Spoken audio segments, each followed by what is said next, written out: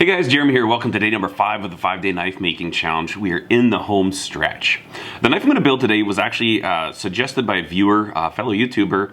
He'd asked if I'd ever heard of a jump knife, and I never knew what that was, so I looked it up. And with the little research that I've done, from what I understand, they're kind of like a standard issue blade for members of the Canadian Air Force. And when I heard that, I was kind of surprised because it's not a tactical knife at all, but at the same time, when you look at the knife, it's like, well, it kind of makes sense because it looks like a really nice, useful, all-around fixed blade knife. Very unique shape on this one, so that's what we're going to build today. And I think the hardest part of this is going to be drawing it and trying to get some type of proportion that looks good. Also, when I saw this knife, it kind of reminded me of Bark River's Canadian model, and I'm wondering if that's where they drew some of their inspiration from, was these jump knives, because very similar blade shape and stuff like that, and they call it the Canadian. These are issued for the Canadian Air Force. And anyways, from what I understand, these knives are still being issued to personnel in the Air Force, the Canadian Air Force, and the bummer is that they're manufactured at low cost overseas somewhere, and they're just garbage essentially. So what we're gonna do today is try and make a really high quality jump knife. But first, coffee. It's supposed to get thunderstorms today.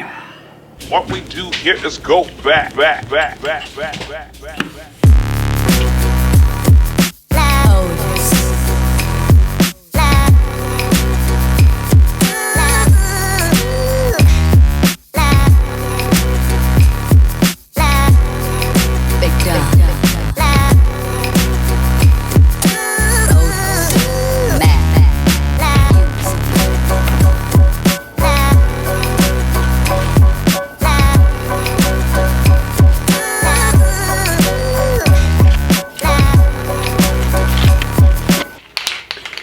Somebody had asked where I got this SP603 layout die. I got it from Calgary Fasteners, so unless you're in the Calgary area, it might not help you out, but if you are, that's where I got it from. Now in this one, what I've found lately is when I glue my template on, once I start heating up the steel, the glue starts to come undone. So what I'm doing now is I'm actually just going over this with some blue layout dye, because then once the template starts coming off, I'll still have the silhouette of this thing on there, and I can use that to grind to. So it actually works pretty good, but that's why I'm doing this, in case you're wondering.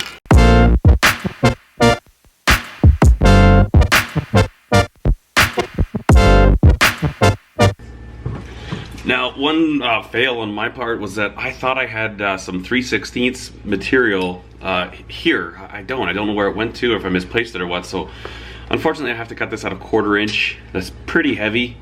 Not my first choice for material thickness on this knife, but it is what it is.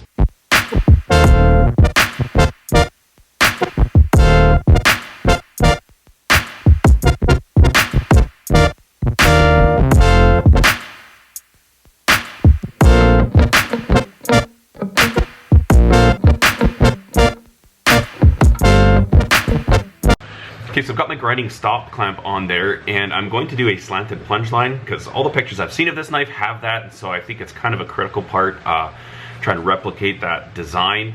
But I'm a little bit nervous because I've only ever had one successful slanted plunge line like that turn out. This was the first one I tried, and this was only a few weeks ago, so I really kind of messed this one up.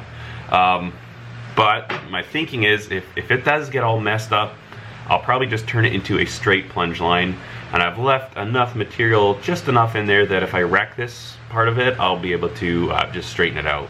And it's just going to require a little bit more movement because obviously I need to start the grind here, but when I get to here, I want to still have it flat. So it's going to be like this, and then right away going up like this.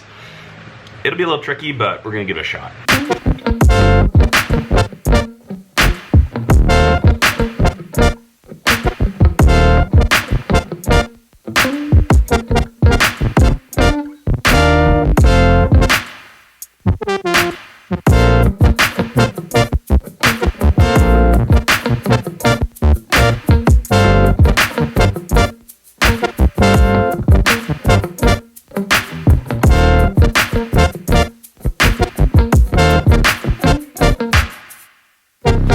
Okay, so keeping in with the military type theme of this build, I guess, one of my viewers, he was actually ranked Major General in the Australian Army, and he sent me this box of wood for scale material, and the wood that I use for the bird and trout knife. That was from this box as well.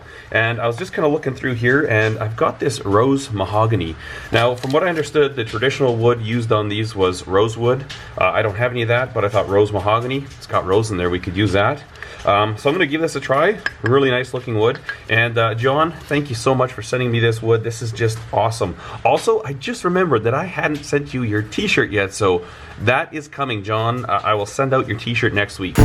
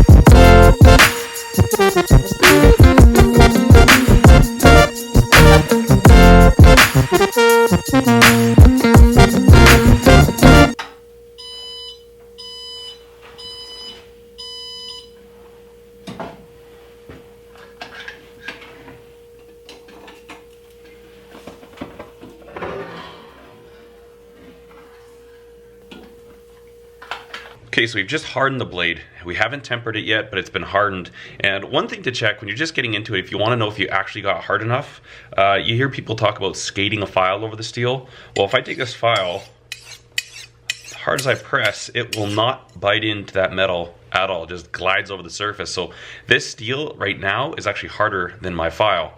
That's the reason we need to temper it. I mean, this would hold an edge just incredibly well, but if you just tapped it on the edge of a rock or something like that, this thing could shatter. So we'll temper it down, bring down the hardness a little bit. But one quick tip, if you're working at home and you're heating, you don't know how to check for hardness, one way to know if you're in the ballpark, if you've actually hardened the steel,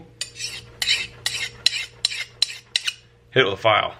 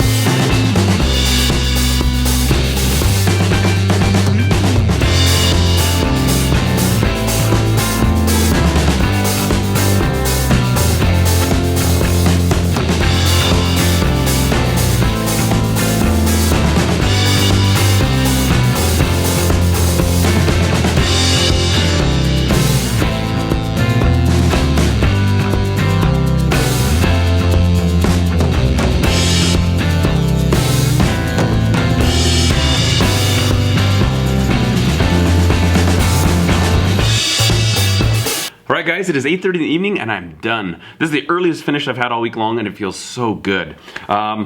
Here's the knife. Now the reason I'd chosen this shape was from the comment the gentleman had left. From my understanding, I believe he's actually an Air Force person himself, and so that's kind of cool. And I'd never ever heard of a jump knife before, and when I looked at it, I did a little Google image search and I found these pictures of this knife and I thought that's actually a really cool looking blade. Let me know what you think about it. I, for one, am a huge fan of this knife. I just really like it. I've got plans on making some more of these in the future. I might do some synthetic handles. We'll see. I decided to go for wood on this one just because it's a little more classic, and again because my friend John had sent me this wood and I thought what a more fitting project to put this on. So anyways, it's done. I'll give you a little close-up here. Turned out pretty good. I'm glad I didn't wreck those slanted plunge lines. I did that last time I tried making a slanted plunge line. Happy it turned out this time. I need to get one more coat of Danish oil on here. I've already gone outside, taken a few pictures of the knife. So I just want to say thank you so much for all of your support and the ideas and the comments that you've given. Now, 5 days I can only make 5 knives, and when I had asked for your input, I received hundreds of comments and dozens upon dozens of different blade styles. All of them were just such great ideas. All the ones that I'd picked were ones that I had received comments about, but just because I haven't made it in this 5-day series doesn't mean I'm not going to make it in the future. I mean, I've got a really nice hefty list of some great project videos that I'm going to be doing in the next month or so on this channel, several months, but keep an eye out for those. And thank you again so much for all your support. I really appreciate it. I'm going to be doing a wrap-up video. I'll probably release that Sunday morning just to I'll show all the knives that we've done and kind of talk about each one, what I'm going to do with the knives, and kind of go from there. So I'm going to jump inside, edit this video. Thanks for watching, guys. Cheers.